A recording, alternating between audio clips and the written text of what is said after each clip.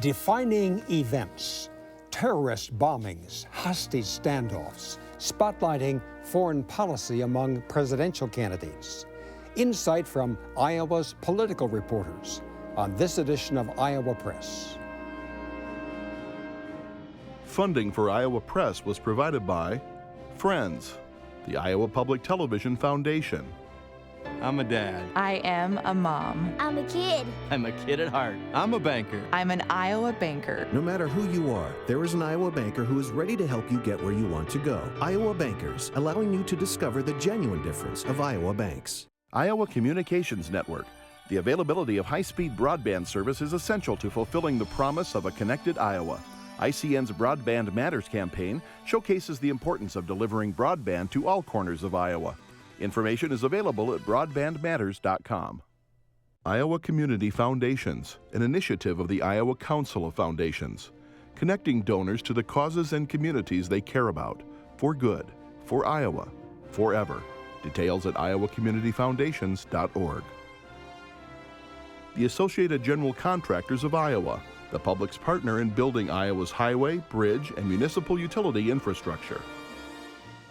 The Arlene McKeever Endowment Fund at the Iowa Public Television Foundation, a fund established to support local programming on Iowa Public Television. For decades, Iowa Press has brought you politicians and newsmakers from across Iowa and beyond. Now celebrating more than 40 years of broadcast excellence on statewide Iowa Public Television. This is the Friday, November 20 edition of Iowa Press. Here is Dean Borg. Terrorist actions this past week have a good share of the world on edge, that's safe to say. And it's also safe to say that includes the Obama administration and the men and women campaigning now to move into the White House a little bit more than a year from now. Depending on their past voting records and what they've been saying before the Paris terrorism, there's a lot of reassessing, pivoting, and I told you so's going on. We're seeing a lot of that in Iowa as the candidates are now preparing for the First in the Nation caucuses, now just a bit more than a couple of months away. And we're asking Iowa journalists what they're seeing. James Lynch writes for the Gazette, published in Cedar Rapids. Des Moines Register political columnist Kathie Obradovich. Lee Enterprises Des Moines Bureau Chief Erin Murphy. And Radio Iowa's news director Kay Henderson. I'm going to ask you first of all, Kathie, the Paris terrorism just a week ago, events throughout the week. The world has been on edge. What changed in the political race? Yeah, I think that what happened is that it has refocused the debate again on terrorism. We started off thinking this was going to be a race where terrorism shared the stage with domestic issues. But the last couple of presidential debates on the Republican side, I think the issues this fall had really started drifting more toward economic and domestic issues. Terrorism is smack dab right back in the middle of the discussion again in a way that really, I think, has grabbed the attention of voters and not just policymakers. What do you see, Jim? Well, I think, things like flat taxes and defunding Planned Parenthood, those sorts of things have taken a back seat this week to refugee resettlement, to getting tough on ISIS, and uniting our allies around, trying to do something in the Middle East to curb the growth and the spread of ISIS. And Erin, it isn't only terrorism and the safety of Americans. It also has morphed into resettlement of Syrian refugees. Right. And that involves even our local governor. Absolutely. So the debate has become, how do you handle the thousands and thousands of refugees fleeing the violence there in the Middle East, particularly from Syria? Governor Branstad joined a number, I think the final number was 25 governors who said that they don't want Syrian refugees settled in their states. You have people who counter that, saying we need to be open, or have open arms and accept these people, give them shelter from the violence they're fleeing. And Kay, that has divided Democrats largely and Republicans. Republicans saying, let's pause. Joni Ernst, our senator, U.S. Senator. Right, both of Iowa's U.S. thing. senators have said that. Of course, there's still one Democrat in Iowa's congressional delegation Dave Loebsack, a Democrat from Iowa City, and this past week he voted with the Republican majority to force the Obama administration to in some way certify that the refugees from Iraq and Syria are not risks, that the background checks have been effective, and that they can guarantee, if you will, that terrorists are not going to enter the country.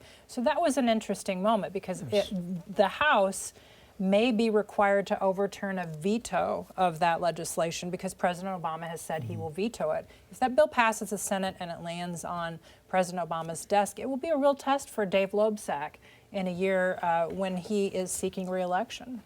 And I think the contortions he's kind of put himself through here, he's, on the one hand, he's saying, I reject the hateful fear-mongering of the Republicans, but at the same time, I want to make sure that, the administration assures me that this process works and we're going to be safe if we accept these refugees.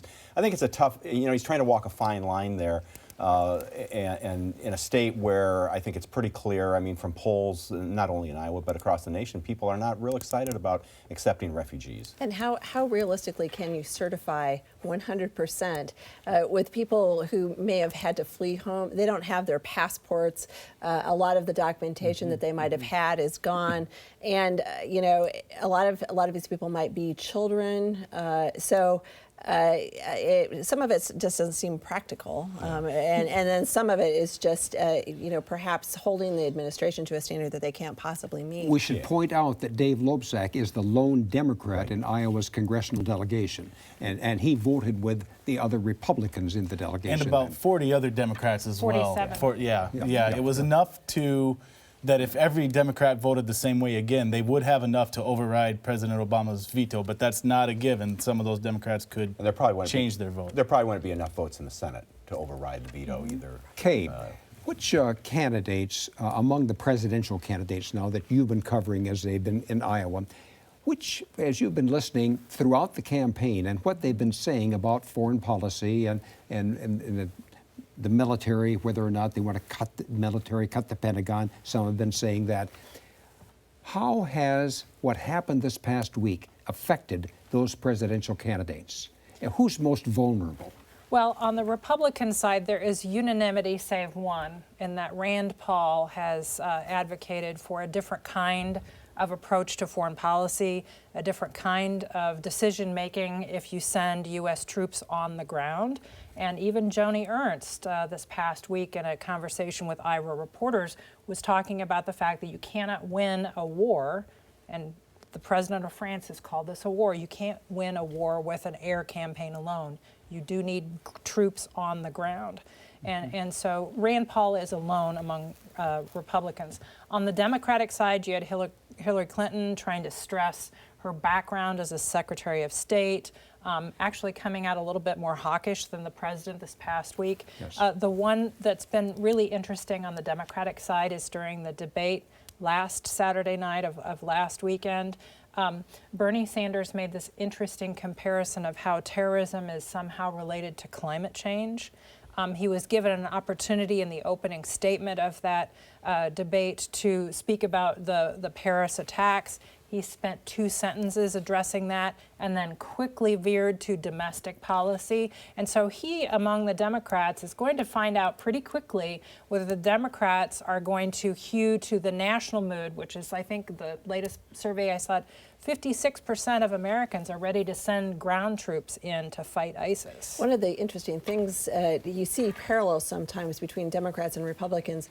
Rand Paul and Bernie Sanders are both trying to make the case that getting involved in the Iraq War, as Hillary Clinton voted to do, and all of the things that transpired since getting rid of Saddam Hussein cleared the way for ISIS to have this path to do what they're doing now.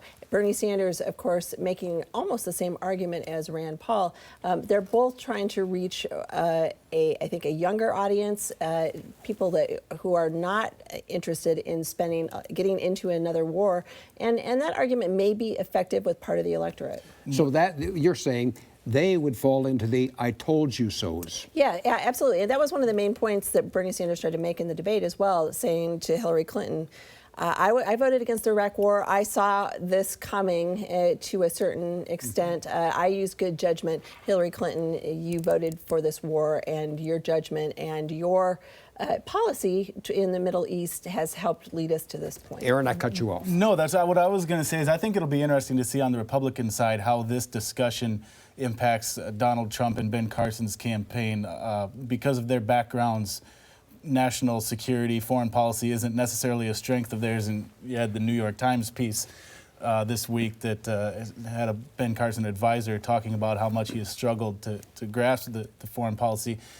And meanwhile, the field that's trying to catch them, you've got senators who are in on these intelligence briefings, you've got governors who have had to make executive decisions in their states. So it'll be interesting to me to see is, one, whether Trump and Carson will struggle in this debate, and two, if they do, does that impact any of their supporters or maybe some of those undecideds who had them, but also a Marco Rubio or a Ted Cruz on their short list? Do they stray towards them? The other part is, you have Donald Trump, who is bellicose on this, bomb the expletive out of them.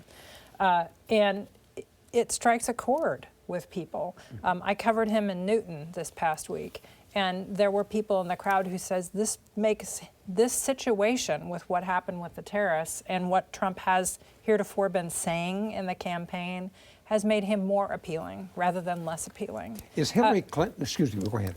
So I think the outsiders do have a moment to prove to people that they are commander-in-chief material. For the Trump supporters, I'm not sure he's going to lose that core of support, like a quarter of likely caucus goers in Iowa. I'm not sure he'll lose those because they think it fits with his persona. Jim, what I was set to ask here is, does Hillary Clinton have baggage on this and a past voting record, and also being Secretary of State in the Obama administration, which is taking a lot of criticism right now in the policy leading up to maybe making the way for ISIS to become strong? Is she able to cut loose from that baggage? Well, she's trying to, and that was one of the most interesting developments of the week to me is her speech on foreign policy, how she was pivoting away from Obama's policies. And I mean, she used some very strong language that it's not enough to contain ISIS. We have to destroy ISIS, which, has been one of the chief complaints from Republicans, is that Obama has taken this position that we can contain and degrade. And she said, no, we have to destroy it. The other interesting development, I think, was Bernie Sanders going ahead with his speech on democratic socialism in a week when I don't think anybody really cared about democratic socialism. They want to know, what are you going to do about ISIS, about terrorism? How are you going to keep me safe? Not how are you going to keep me economically viable? The other part of this debate, Dean, that has been sort of simmering, I think, on the back burner between Republicans and Democrats, I think will flare up again. And that is, what do you call this brand of terrorism? Republicans have been very, very adamant. We're calling this Islamic jihadists. We're emphasizing the religion aspect. All of the Democrats at the debate said, no, this is terrorism. You don't put the focus on the religion. And now with Donald Trump and others talking about, do you ramp up surveillance now on American Muslims the way they did in New York City at one time, surveilling mosques? Are you going to get back into that situation? And so I think that the Democrats and the Republicans are not saying very much different among themselves, but this is going to be probably pushing into the general election and have that be an issue. Let me just, can you make Iowa a microcosm of the nation in the way that they were caucus? We've got western Iowa, especially northwest Iowa, Steve King's district, being strongly Republican. And maybe the eastern side, particularly Johnson County in that area, being heavily Democratic. Will candidates find it difficult in Iowa to appeal to voters and caucus goers in those various sections, being a microcosm of the nation? Do you see what I'm asking, Kay? And do you have any idea, and will there be a consistent message, or will Democrats tend, those who are maybe on refugee settlement, the campaign more strongly in the eastern side of the state, and the more hawkish ones, maybe Ted Cruz and others in the 4th District? Well, I think we have to remember that Democrats and Republicans have a different calculation on caucus night. Republicans can run up the score in Northwest Iowa, and it's a statewide tally. It's essentially a straw poll vote. So they could lose handily in Johnson County, and it really wouldn't hurt them if they won overwhelmingly in places like Sioux County and in the Spencer area. So there's that element of it. For Democrats, it really is a statewide race. It's about delegate math, and you cannot ignore rural Iowa. You have to go, you have to organize, you have to have people at the precinct level. Because as Bill Bradley found out in 2000, and Howard Dean found out in 2004, you can do really well in the urban areas of Iowa with the liberal enclaves in places like Iowa City and Grinnell. But you're going to lose if you don't have a statewide approach to the electorate. Yep. Another way to answer that question, Dean, I think we see played out in Iowa on the Republican side the same argument that you're going to see nationally, which is, do you want someone who is very pure on Republican ideology, regardless of whether there might be a deal to be made or a compromise to be made in Congress? Or are you going to hire somebody, elect somebody who's going to be essentially a governor who is going to work with Congress, and compromise if necessary to get things done? That's the difference between a Ted Cruz, for example, who really does not want to compromise at all, and somebody like Jeb Bush, who says, I want to get the trains running on time, I want to govern, and I want to make Washington work. One candidate I haven't mentioned here who has, I would say, it may be king among I told you so's, Lindsey Graham. How does this affect his campaign, Jim? Well, it probably doesn't affect it very much at all because it doesn't seem to be going anywhere. And he's not really spending any time in Iowa to speak of. I mean, he hasn't been back here, I don't know when the last time he was in Iowa, but not recently. He's spending all his time in New Hampshire. Right, he's spending all his time in New Hampshire, and he will continue to say, I told you so, and stress his military background, his 33 years in the Air Force and that sort of thing. But his campaign doesn't seem to be going anywhere. He makes it fun, though. I think the person to watch on the Republican side right now is Marco Rubio. He's currently on a campaign swing through the state of Iowa. It has more stops in more places than I've seen him visit before. So this may be a new phase of the campaign for him. People who are in the know don't think he has as robust a ground game here as other campaigns do that are in his position to, capitalize on some pretty good debate performances. So we'll see what happens this weekend as he goes around the state and tries to coalesce people, start organizing in a meaningful way. And this should fall in his wheelhouse, this debate that we're talking about. He's talked since day one of his campaign that he feels national security should be one of the biggest issues. He's been talking about it, and as I mentioned before, he's one of those senators in on those meetings. He has more info than a lot of the other candidates. Erin, speaking of a campaign didn't seem to be going anywhere, Bobby Jindal. That's an event this past week, dropped out. Where might his supporters go in Iowa? Well, all dozen of them or so will probably, and I don't mean to be glib, but Governor Jindal had a hard time. He did well. He got to about 5 or 6% in one Iowa poll, and that was his peak. I know Rick Santorum is working hard to pick his up. I don't know that there's a big scramble to pick up his supporters just because he never seemed to get traction. He was one of those candidates that when you would talk to people at his events, they liked him, but there was always someone else that they liked better. But he spent a ton of money in Iowa. I was going to say he's a case that the full Grassley is not a perfect way to campaign. I think he did it twice this campaign, for sure once. And he was well liked among conservatives, and he would show up in our polls a lot of times as a popular second choice, but he just couldn't push that over the hump. And I think his people, like we've seen with other candidates that have dropped out, his people tend to scatter.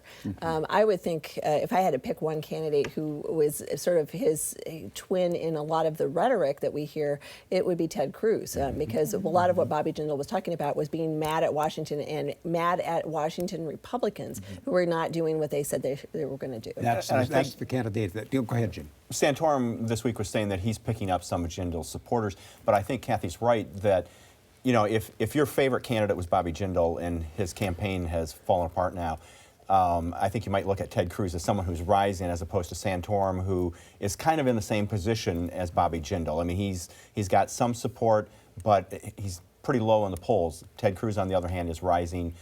He might look like a sure bet. Okay, Kay, let's talk about Ted Cruz then. An event this past week benefited, well, I'm asking you. I just about tipped my hand here and said benefited, but Steve King, a congressman in the 4th District, ultra-conservative, endorsed Ted Cruz. Helpful? And well, King is of very course, there will be some help there, but enormously helpful. King is very popular with a big segment of the Iowa Republican Party who are active at the grassroots level. This is an endorsement that we had all sort of smelled for a while. King's son had been working for the super PAC allied with Senator Cruz, and King had appeared at a couple of events at which Cruz was the main draw and had given glowing remarks about Ted Cruz. I think this may, in some respects, throw some light back on Congressman King, because among all the candidates, Cruz has been the clearest and more forceful about opposing the ethanol mandate. And that is something that King supports. It's also a huge industry in the 4th Congressional District. That district makes more ethanol than any other congressional district in the country. And so I think King's going to get some questions about that. And let's go then to something that is right here in this state, and that is the Medicaid debate. Kathie, it's very complex, but just to put it simply, Governor Branstad, in an executive order, is seeking to transfer Medicaid, which has been administered by the state of Iowa, into private companies administrating it into a managed care. Yes, into managed care. And that has been very controversial. And it has evolved into a Republican-Democrat, or at least the governor versus Democrats. Well, Democrats have not been in favor of privatization, from the very beginning. They want to keep these things within the government, but also there have been questions raised about the various companies that won contracts for this. So we have all of that going on in, I think, the context of a larger battle about healthcare, and a larger battle about who is going to manage healthcare. And in the era of Obamacare, Republican governors being resistant to that. We had in the debate Hillary Clinton, one of her biggest applause lines, saying, who do you want to manage your health care, Terry Branstad? And people were just erupting. It's a big partisan issue. Erin, what's at stake here? Who stands to lose? Now, where we are right now is it's going to happen. The companies have been chosen to privately manage the Medicaid program. Democrats traveled, 3 Democrats, legislative leaders, traveled to Iowa. Amanda Reagan, Liz Mathis, and Pam Yoakum went to Washington to ask those who make the decision in Washington to approve Governor Branstad's plan, not to do it, at least not so soon. To at least delay it. Now, is it a big loss for Governor Branstad if there is a delay or a rejection? It would be. This is a pretty big deal. We're talking about a multi-billion-dollar operation of the state's Medicaid program. Impacts more than 500,000 Iowans, if I remember the numbers right. So this is something that if it gets delayed or ultimately halted altogether, that would certainly be a black mark on his resume. But I think the bigger issue here is, as you noted, it's become a political football. Yes. And meanwhile, you have people who are on Medicaid or have family members who are on Medicaid, and they have a ton of questions about this. They feel it's happening too fast. They're not sure how this is going to go, what it's going to look like on January 1st. And Kay, but this, Governor Branstad has built that into the coming budget, has he not?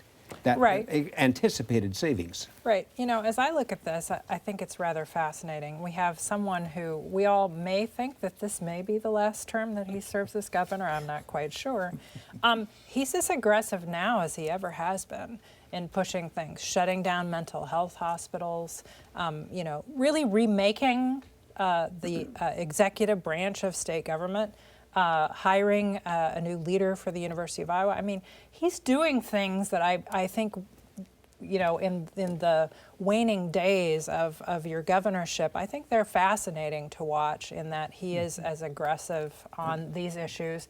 And he's facing pushback from some pretty powerful interests. The Iowa Hospital Association and the 116 hospitals they represent. Which are the providers of Medicaid. Right. They filed a lawsuit.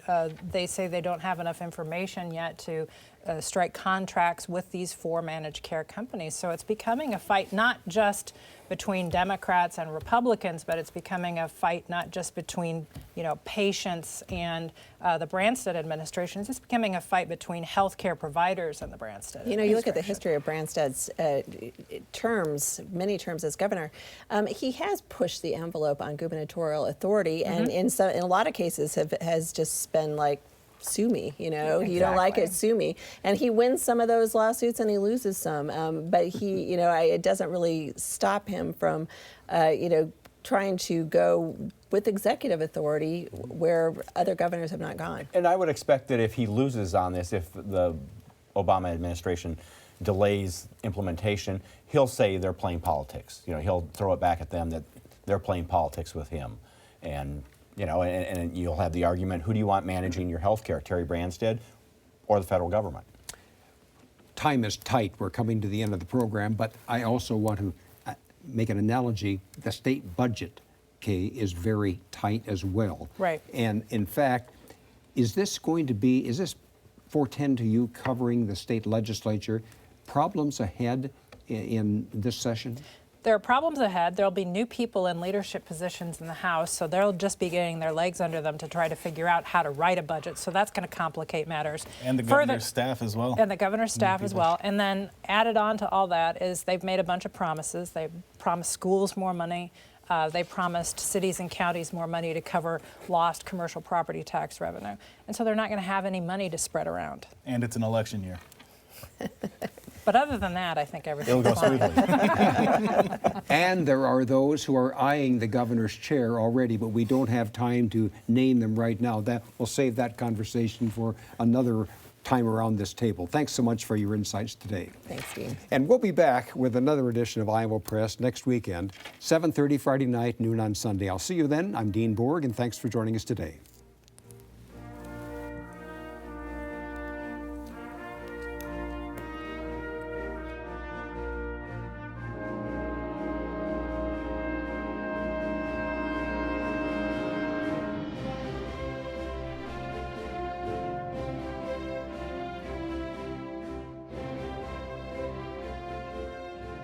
Funding for Iowa Press was provided by Friends, the Iowa Public Television Foundation, I'm a veteran. I'm a builder. I'm a volunteer. I am a teacher. I'm a banker. I'm an Iowa banker. No matter who you are, there is an Iowa banker who is ready to help you get where you want to go. Iowa Bankers, allowing you to discover the genuine difference of Iowa banks. Iowa Communications Network. ICN's Broadband Matters campaign advocates for access to high-speed broadband in all corners of Iowa for education, public safety, healthcare, government, and economic development. Information is available at broadbandmatters.com. Iowa Community Foundations, an initiative of the Iowa Council of Foundations, connecting donors to the causes and communities they care about, for good, for Iowa, forever. Details at iowacommunityfoundations.org. The Associated General Contractors of Iowa, the public's partner in building Iowa's highway, bridge, and municipal utility infrastructure. The Arlene McKeever Endowment Fund at the Iowa Public Television Foundation, a fund established to support local programming on Iowa Public Television.